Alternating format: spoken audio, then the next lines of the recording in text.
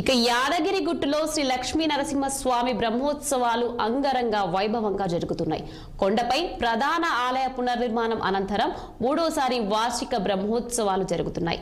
ఈ రాత్రి గజవాహన సేవపై స్వామివారిని ఆలయ తిరువీధుల్లో ఊరేగించి తిరుకల్యాణ మహోత్సవం నిర్వహించనున్నారు ఆలయ అర్చకులు. ఇక శనివారం ఆలయ మాడవీధుల్లో ప్రత్యేక కళ్యాణ మండపంలో స్వామి అమ్మవార్ల తిరుకల్యాణ మహోత్సవం కన్నుల పండగగా జరిగింది. స్వామివారికి ప్రభుత్వం తరపున తిరుకల్యాణానికి పట్టు వస్త్రాలు, ముత్యాల తలంబ్రాలు సమర్పించారు.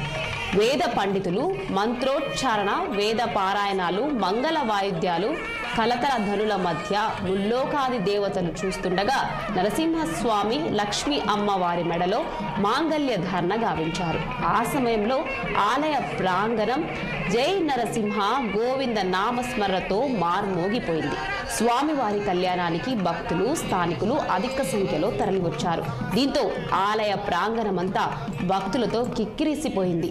లోక కళ్యాణం, జగత్ రక్షణ కోసం స్వామివారు లక్ష్మీదేవి మెడలో మంగళ సూత్రధారణ గావించారని అర్చకులు వివరించారు.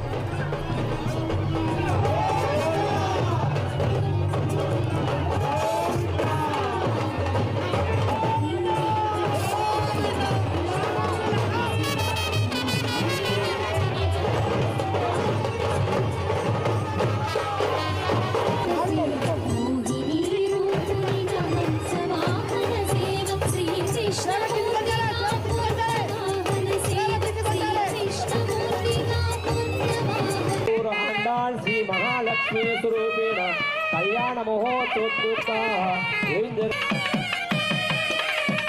राजा हेच्चरिकै स्वामी हेच्चरिकै देवादिदेवा हेच्चरिकै स्वामी हेच्चरिकै श्री विल्लिपुत्तूर आंडाळ श्री महालक्ष्मी